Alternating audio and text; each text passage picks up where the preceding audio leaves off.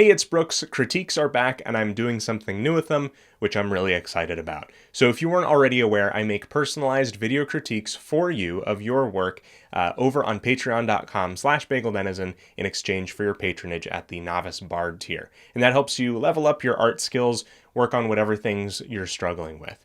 Now, in the past, I've posted a few select videos, a few select critiques intended for specific people publicly for everyone's benefit in a series I called Weekend Critiques, which we're picking back up again. But in those videos, there tended to be a lot of times when the video would stretch on for quite a bit.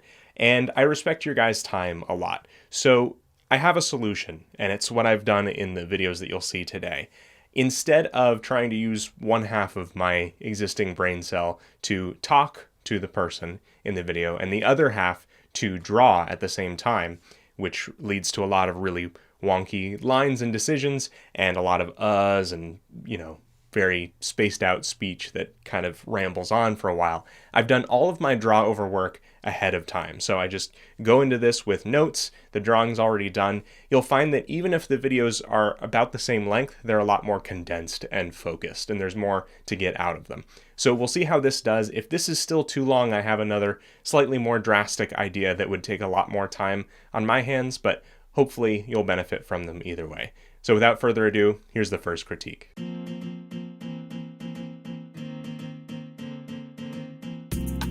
Hey there, Mike. How's it going? Thanks for being willing to do a critique. I've assembled a little bit of your work here, and I'd like to help you primarily with what you pointed out as sort of what you're struggling with the most, which is that you don't feel any limitations, but that you feel like your work isn't appealing enough, right? That there might be something missing to make the designs better, right? So I did a little bit of draw over work ahead of time. This is sort of a new format I'm working with. So let me just show you what I've got so far. Let's start with a link down here in the bottom right-hand corner. So here are just a few quick things that I did from a posing standpoint, right? I moved the head a little bit so that it's facing more in this direction, right? I rotated it around just a little bit. And the rest of the pose, I tried to make so that it wasn't flat, right? So that all of the pieces weren't kind of on the same plane in this direction, right? They were all sort of just laid out that way. I kind of tried to make them so that they could come further in behind. I added some arcs here, like so this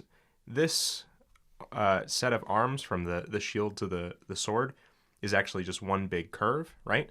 With a little bit of recurve happening in there. And then here, this might not be perfect, right? But just this knee is kind of coming here, and then this leg is disappearing behind, right? And so just there's a little bit of stacking, a little bit of parallax happening there.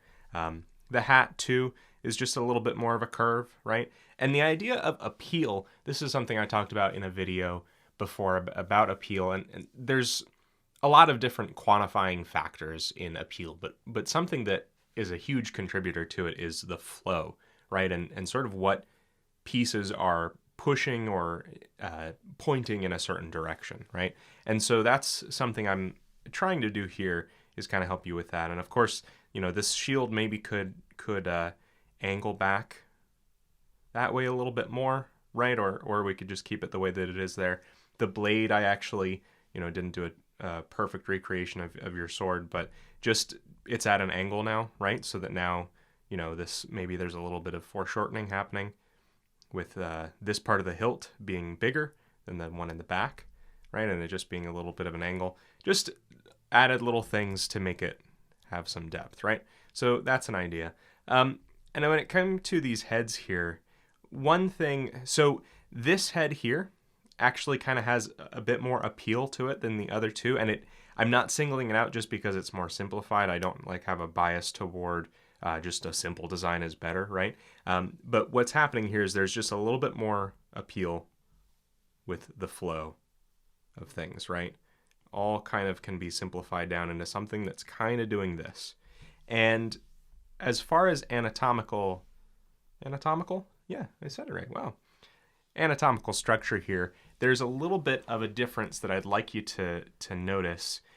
What you did here was you kind of started with this square flat plane for the face. And while it's true that the face is at its simplest form sort of a flat face, there is a bit of nuance here when you consider that the skull is sort of an oblong sphere, and that as soon as we get to the eyes, we have a little bit of, we have the inset of the socket. This is a view from the side, right? And we have the cheeks. So you have this happening. And that's what I kind of did here was I tucked the skull in, and from the forehead there, added a little bit of a space for your eye sockets, right? And then just kind of carried that down through the rest of the form. And over here with this one, I went a little bit further with that idea, right? So a few things to notice from the first one. We get a little bit of a flat reed, if that makes sense. It looks a little bit like this is just sort of a flat triangle with our eyes, because they're on sort of a flat plane, the way that they're laid out, and we're just sort of jutting forward off of the neck. Also, not saying that you didn't construct the skull well here, but we're missing the information of where the skull is, where the ear is, and things like that, which kind of detracts from the possibility of it being dimensional. So bringing back what I did here, these eyes, right, are on the right plane. Moved it so that the neck is kind of centered underneath the head a little bit more, and however much ear you want sticking out, we can give there. And the hair, not saying that it necessarily has to do this, right, but is just kind of tapering back right here at the back of where the skull lands, okay? So just some small things there. The idea of skeuomorphism is something that is present in things like the way that Apple used to do their calendar app, was like this leather stitching over top of an app that was clearly digital, right? It's the adding of detail onto something that it doesn't necessarily represent. And so one thing that I kind of want you to take note of in the design of these characters here is that, again, not against realism or not, a bias towards simplicity, but when the shape language is as simple as these characters are, I would be careful not to add so much detail like from in the muscle and everything like that, because it's almost like you're writing checks that the shapes can't quite match, right? So here's the changes that I made here. With this shape of the character in the middle, one thing you'll notice with the head, speaking of appeal, is this mustache, because everything else is sort of pointing downwards, right? We have these, this is pointing down, this is pointing down, the nose in a way is pointing down like that. And so I just gave the mustache that same angle, right? And here just dropped the shoulders a bit, right? And let's see, yeah. Dropped these shoulders just a little bit to make them more closer to realistic anatomy. And then we don't need so much width. We can taper down and retain that same, broad-chested big character this way. And also you see the pectoral lines are just maintaining that same downward-facing arrow, right? A little bit more simplicity in these arms and legs, and there's a little bit of what I'm calling a kind of an ebb and flow here, right? Where the leg is curving down and curving back like that. This character here I thought was fairly good, but the idea of pushing a pose so that it has more curve to it is something that I did with this character here, where you can just see where, like, this is the point of pressure that I applied, right? From this character to here, where there's just a little bit more of an arc. That's going to get you that appeal you're looking for. Same with this character here. I kind of moved him, foreshortened him, didn't put everything on the same plane the way that the Link was, but kind of stacked it so you go, arm and back, shoulder, neck, then this one, right? That's sort of the priority of visual space there. And he's, looking upward a bit more.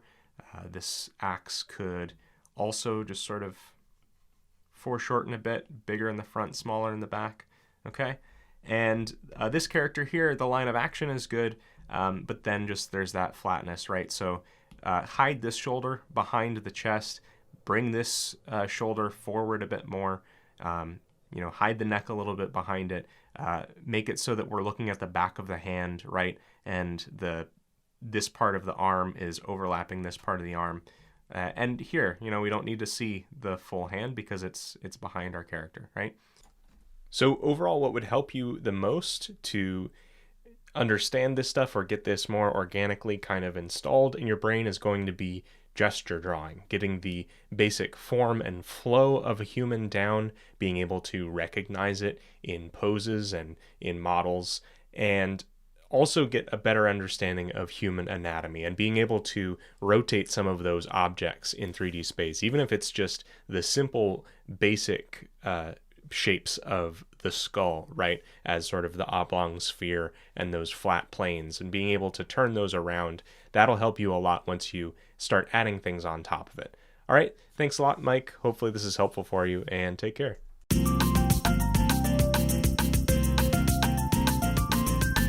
Hey there, Malika, or Inspector Spinda. How's it going? Thanks for being willing to do a critique. So here's some of your art here, and I think it's really nice. I think it's on kind of the higher end quality of what you might call like a TV animation style. One of the things you mentioned that you view as sort of a weakness or something you'd like to work on is your shading. And as far as, my analysis of your stuff goes, I think that's something we can sort of get to, or it's something that's maybe a symptom of what I'd like you to be working on. So let me just pull up what I've got here. Let's start with the cats.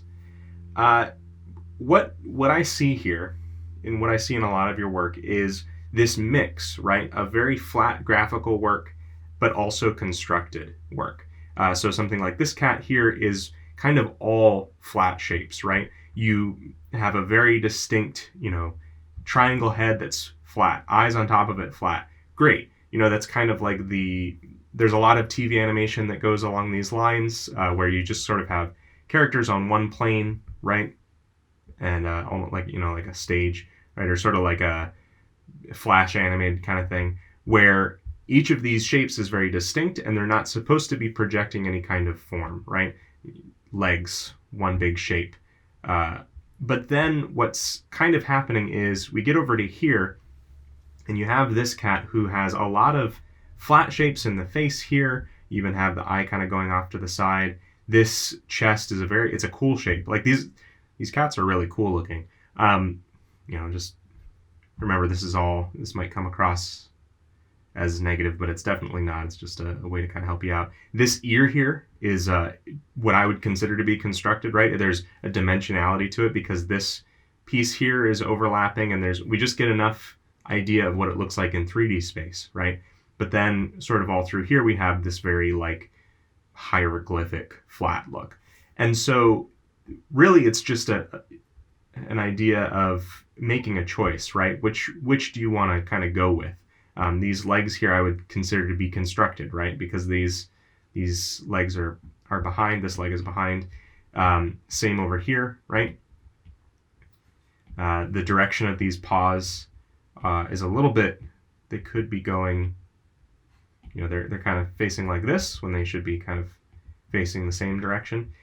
Something that's going to help you, I think, is to do more turnaround work and really to get a good idea of what your characters look like in 3D space. So I did an example of that up here. Again, the character throughout his form here is very dimensional. We get a good like 3/4 view of him, but then there's a lot of flatness to the shape of the head. And so what I did was I added I just did a side view and a 3/4 view where there's that dimensionality, right? And that's something that you can do as well. I also noticed that a lot of the spotting, like the acne here, is very consistent, and it's kind of working against you. It looks like, these are kind of all just placed in a way so that it continues the flat look. And what I did here was it's very subtly different, but I, placed the acne on the planes of the face, right? To inform the dimension a little bit more. Up here with this character, I think this is where I think your shading is really just a lack of 3D spaces to work in, and because this character on his own is shaded really nice. So it's not so much like your shading technique, It's what information is available to you to shade that might be an issue. And I came up with this possible solution. I like the idea of the mouth kind of hanging out the side, but it's that, right here, but it's that same idea of, is this a flat graphical character, or is it one that's 3D? Because then I look at your comic work and there's definitely some movement in 3D, right? And it might be difficult to always position this character so that, the side of his mouth is not there, right? It's possible, but maybe it's limiting in some way. So not an end-all solution here, but it's just a possible one, is to, shore up that side of the mouth. You can still make the mouth an asymmetrical shape, but just having that side wall of the cheek. So this would be, I think that's pretty visible, right? And still having this lip come out the side, again, great. And then I just did a little bit here where maybe there's some wrapping, right? Just these corners are kind of sanded down, and what's happening is the hairline starts to do this quick little lip at the end, and that's sort of to indicate that it's wrapping around the back of his head. And so all those little construction things and dimension things are just giving the illusion of depth, right? And that's why it's sometimes tricky to get that illusion of depth in there, because one little thing can kind of throw you off. Here with this pose, it's really nice. What I would suggest is kind of seeking out reference for these kinds of poses. What I basically did was, there's a few different things. One thing would be to kind of push the pose of your character more, following a single line of action. This is a little side sketch I did, where the leg kind of tucks in a little bit more, right? You can see that happening here. And also the sizes of the legs seem a little bit inconsistent, so making sure that they're about the same size. Here is a place where it's probably better for you to have the bottom of the leg overlapping the top with this line. So basically a line that goes like this instead of a line that goes like this, right? And it's, very minute when that is, but I think that'll help your depth there. It'd be nice to kind of tuck the chin in a little bit more here, a little more confident. And then really quick here, and I don't even know that my version is all that much better, but just making sure that you're making distinct marks when it comes to the segments of your arms, right? Right here, it looks a little bit like you did this, and then kind of added some pieces in afterwards. Just make sure that you've got like a nice, spot for the shoulder, spot for the elbow, spot for the hand. And what I did here was I first of all, in this layer, or with this second, when I chose where my shoulders and hip lines would be. I actually didn't do it here, I did it down here. And so for here, I would bring this shoulder forward, right? Push this one back behind the head a little bit, just to make it a little bit more dynamic, a little bit less like it's flat, okay? And one final thing with color, I like this character a lot. I actually don't think I caught the name. Oh, Benny is the name of this character. Small change I made, and I actually screenshotted the hue, the color, what I did here. So just something to be careful with black skin tones like this sometimes is it's easy to make them look a little bit desaturated, right? Which, like, all the more power to you if you are doing something stylized.